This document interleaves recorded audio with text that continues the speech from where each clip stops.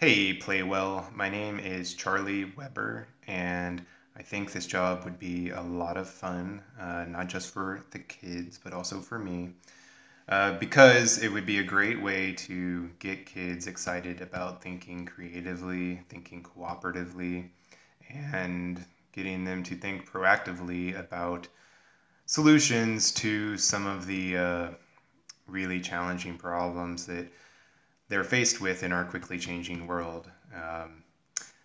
As a kid, I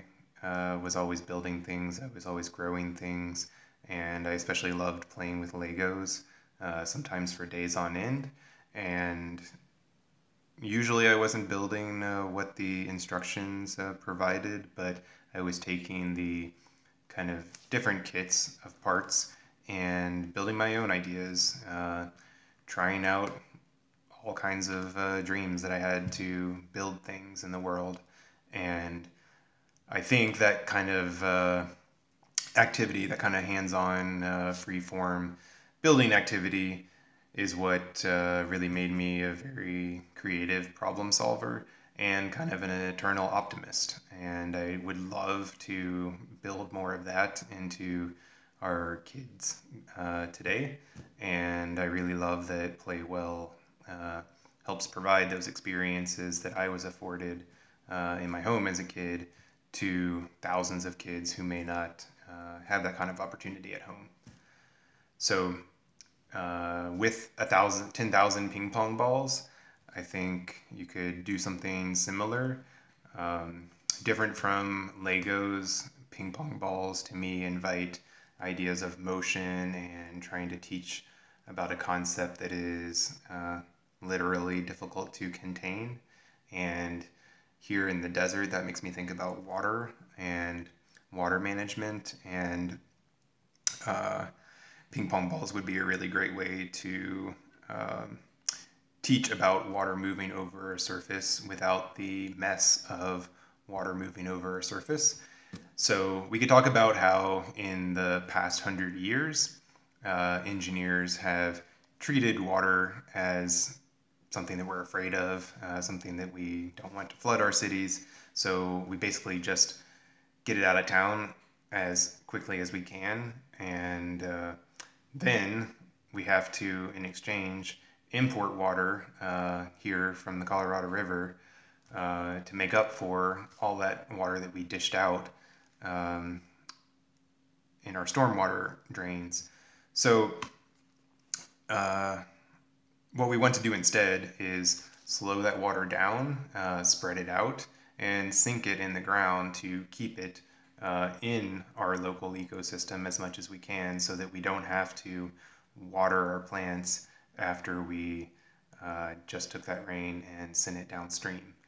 So in the school setting, I think we could take those ping pong balls and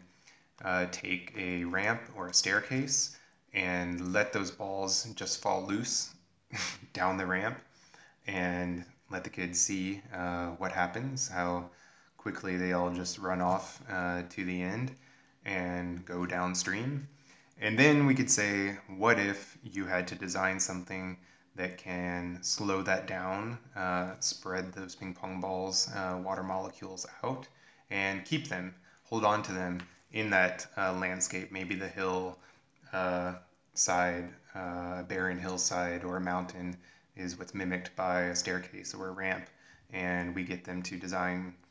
structures out of maybe not Legos, but larger building blocks, and those can be mimicking berms or diversions or trees in the landscape,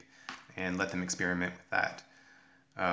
Another silly idea that I think would be a lot of fun with the 10,000 balls would be to clear out the classroom floor, put all of the balls on the floor next to each other, but then take one ping pong ball and allow students to guess what would happen if you stood on one ping pong ball, and then actually safely demonstrate that. Probably with the weight of one student, you're going to crush that one ping pong ball, but then let them conjecture based on that what's going to happen when you stand, or multiple kids stand or lay down on all of these ping pong balls and let them test it out. Maybe use a raft or a piece of plywood on top of all of the ping pong balls and demonstrate how together